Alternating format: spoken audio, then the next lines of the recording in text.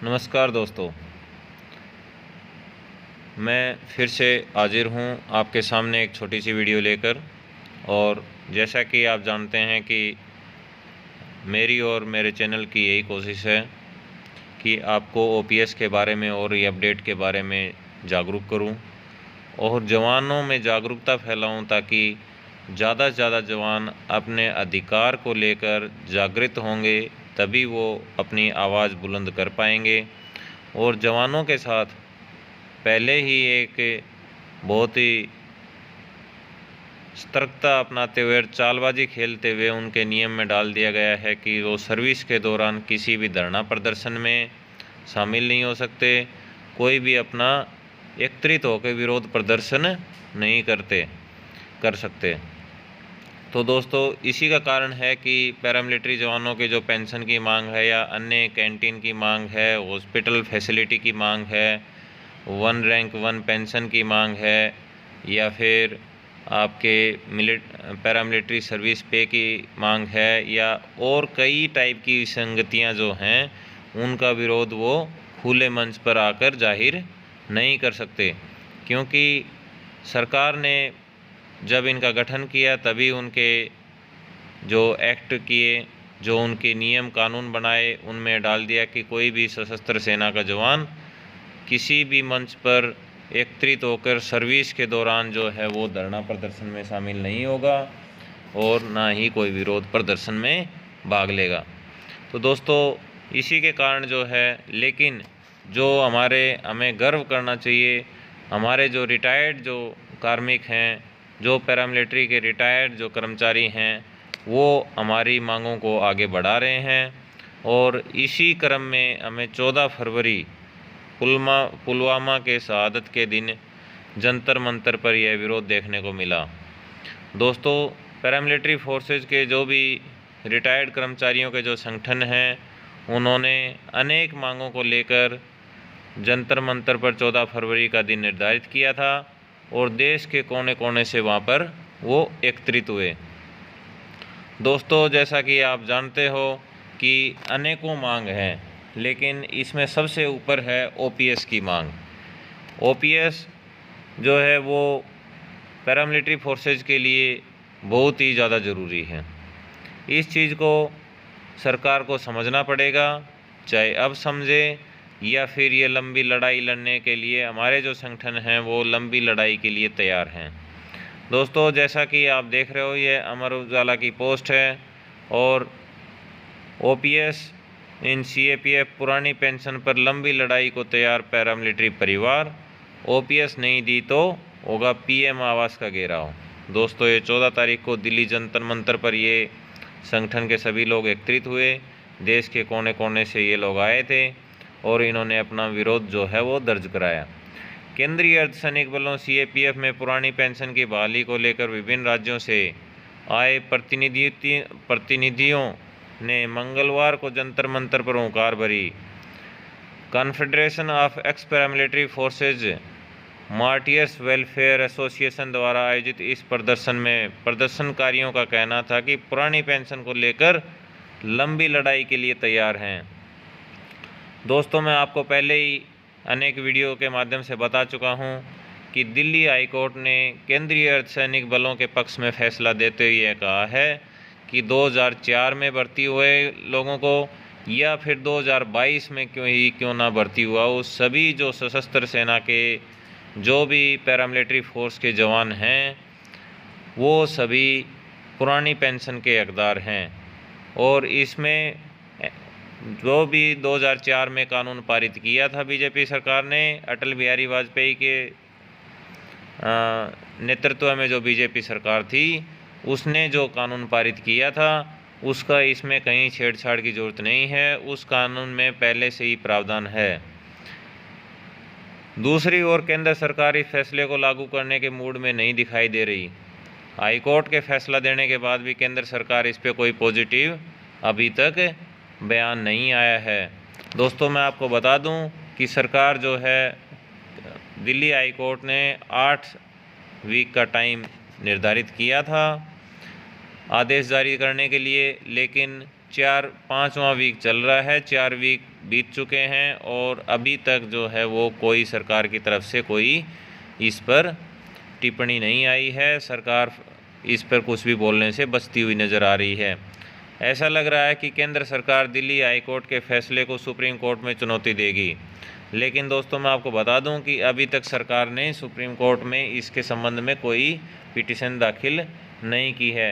Association के chairman एवं पूर्व एडीजी सीआरपीएफ HR सिंह ने कहा, अगर केंद्र सरकार सर्वोच्च न्यायालय में जाती है तो पैरामिलिट्री परिवार PM आवास का घेराव करने के पीछे नहीं हटेंगे।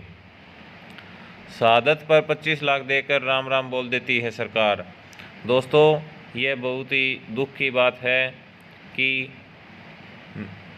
आप मीडिया में शहीद शब्द का सुनते हो, जनता उनको शहीद मानती है, सरकार उनको शहीद के नाम से बोलती है, लेकिन जब बात आती है कागज़ की, अगर कागज़ में आप RTI डाल के देखोगे तो आपके पुलवामा के जिन लोगों ने पुलवामा में शहादत दी, या छत्तीसगढ़ के दंतेवाड़ा में दी, या बिहार के गया में दी, औरंगाबाद में दी, या देश में कहीं भी जम्मू कश्मीर में पैरामिलिट्री फोर्सेज ने शहादत दी, वो अगर RTI डाल के आप पता करोगे तो उनको शहीद का दर्जा नहीं है।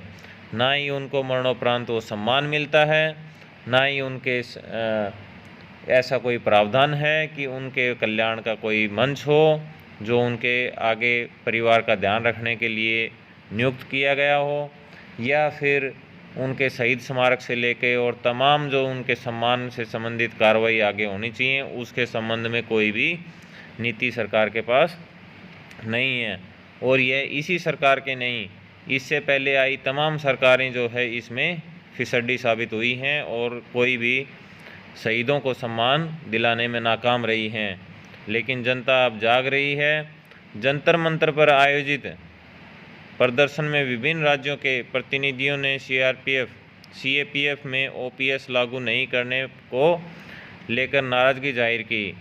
पदाधिकारियों ने कहा, कोई खिलाड़ी ओलंपिक में गोल्ड मेडल ले आता है तो उसे केंद्र सरकार 5 करोड़ देती है, राज्य सरकार भी 2 करोड़ देती है, एक प्लाट भी मिल जाता है और दूसरी कई सुविधाओं का अंबार लग जाता है, जिससे सब मिलता है। वह एक जिंदा व्यक्ति है। दूसरी तरफ CAPF के जवान को देखें, वह देश के लिए शहीद हो जाता है, वह दोबारा से जीवन में नहीं आ सकता है। सरकार उनके माँ बाप को 25 लाख रुपए देकर राम राम बोल देती है, उनकी कोई सूद नहीं लेती है। यह राशि देकर सरकार कहती है, अब ले जाओ झंडे में लपेट के अपने लाल को। बहुत से ऐसे कार्य क्षेत्र हैं जहां CAPF जवान को आर्मी से भी ज़्यादा कठोर ड्यूटी करनी पड़ती है। इसके बावजूद केंद्रीय अर्धसैनिक बलों के जवानों के साथ भेदभाव होता है। फिलहाल सरकार के अगले कदम का इंतज़ार है। अगर सरकार OPS लागू नहीं किया तो बहुत जल्दी प्रधानमंत्री आवास का भी घेराव किया जाएगा। NPS को स्ट्राइक डाउन करने की बात। एसोसिएशन के महासचिव रणवीर सिंह ने कहा, दिल्ली उच्च न्यायालय ने 11 जनवरी को अपने एक फैसले में केंद्रीय अर्धसैनिक बलों CAPF को भारत संघ के सशस्त्र बल माना है। इन बलों में लागू NPS को स्ट्राइक डाउन करने की बात कही गई है। अदालत के इस फैसले ने कहा था, चाहे कोई आज इन बलों में भर्ती हुआ हो, पहले कभी भर्ती हुआ हो या आने वाले समय में भर्ती होगा, सभी जवान और अधिकारी पुरानी पेंशन स्कीम के दायरे में आएंगे। केंद्र ने अभी तक इस बाबत कोई निर्णय नहीं लिया है। उच्च न्यायालय ने केंद्र सरकार को इस फैसले का पालन करने के लिए 8 सप्ताह का समय दिया है।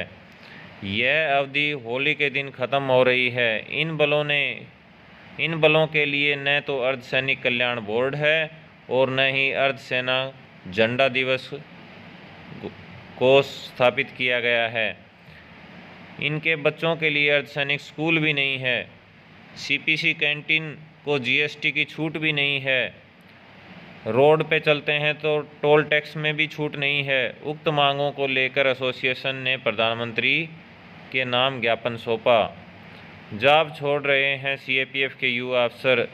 यह देखने को मिलता है कि पिछले दिनों काफ़ी चर्चा में भी ये विषय रहा बीएसएफ से एक असिस्टेंट कमांडेंट जो यूपीएससी क्लियर करके जो है असिस्टेंट कमांडेंट जो है वो नियुक्त होता है, और उस ऑफिसर ने बीएसएफ की नौकरी छोड़कर दिल्ली पुलिस में हेड कांस्टेबल के पद पर ज्वाइन किया। इसे देखने को ये मिलता है कि क्या बदतर स्थिति यहाँ पर सीआरपीएफ की हो चुकी है।